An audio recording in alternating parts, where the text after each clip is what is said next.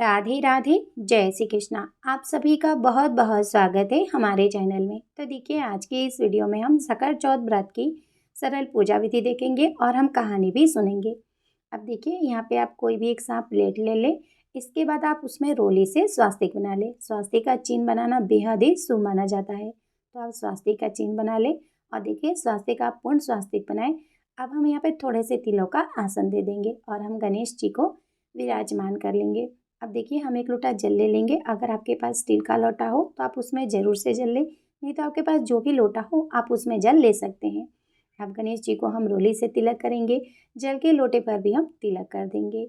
अब गणेश जी को हम वस्त्रूपी कलावा अर्पित करेंगे, दुर्वा अर्पित करेंगे और हम थोड़े से तिल अर्पित कर देंगे। इस तरह से हम सरल विधि से पूजा भी कर लेंगे। और देखिए, गणेश जी को आप सिंदूर जरूर से अर्पित करें, क्योंकि गणेश जी को सिंदूर बहुत प्रिय है। फूल अर्पित करेंगे। अगर आपको लाल रंग के फूल मिल जाए तो आप ज़रूर से अर्पित करें, नहीं तो आपको जो भी फूल मिल जाए आप वो अर्पित कर सकते हैं। भोग अर्पित कर देंगे। भोग में देखिए, हमारे यहाँ तिल के लड्डू का भोग लगाया जाता है। आपके यहाँ तिलकुट का भोग लगाया जाता है तो आप तिलकुट का भोग भी लगा सकते हैं। इसके बाद हम कथा सुनेंगे। तो देखिए, कथा सुनने के लिए हम हाथ में थोड़े से तिल ले लेंगे और हम सकट चौथ व्रत की कथा सुन लेंगे।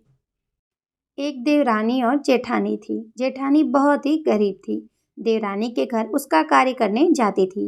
वहाँ से उसे एक सेर जौ रोज मिलते थे। उससे वो अपना गुजारा चलाती थी। एक दिन सकट चौथ पड़ी। जेठानी उस दिन देवरानी के घर न जाकर अपने घर में साग बथुआ की पूड़ी बनाकर कहानी सुनी और व्रत किया। जब उसके पति लौटकर आए और उन्होंने भोजन में साग बथुआ की पूड़ी देखी तो गुस्सा होकर अपनी पत्नी को बहुत पीटा। वह बेचारी पीटकर एक कोने में जाकर लेट गई। आधी रात समुद्र के किनारे से हीरे मोती चुनकर सकट गुसाई चल पड़े। आकर जेठानी के घर के किवाड़ खटखटाए। जेठानी ने उन्हें देखकर कहा कि मेरी तो टूटी झोपड़ी है, फिर भी अंदर आ जाओ। सकट गुसाई बोले, माई मुझे भूख लगी है। वह बोली, महाराज मेरे पास क्या है, साग बथुआ की पोड़ी रखी है, सबने वही खाई है, आप भी खा लो।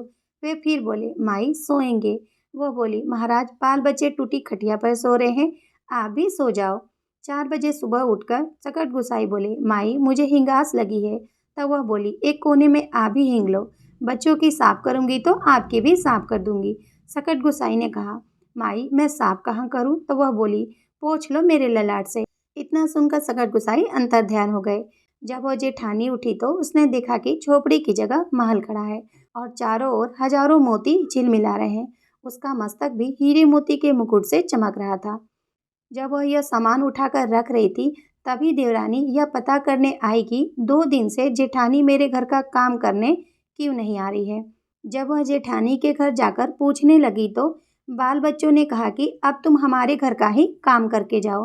देवरानी ने पूछा कि तुम यह सारा धन कहाँ से ऐंठ लाई हो? जेठानी बोली, मैंने किसी का धन नहीं लिया है, मुझे तो सकट गुसाई दे गए हैं। और फिर उसने सारी घटना देवरानी को सुना दी।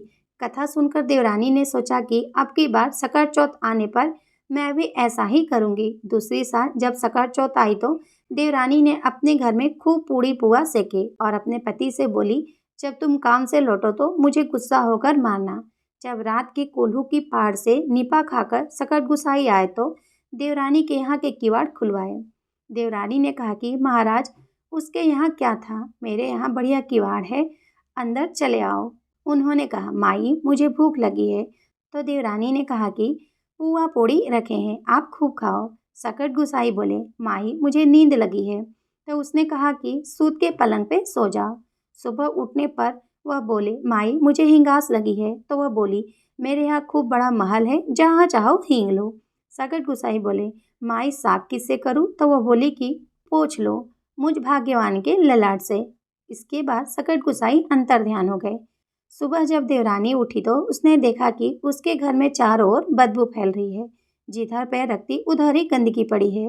अब देवरानी का पारा 7वें आसमान पर चढ़ गया।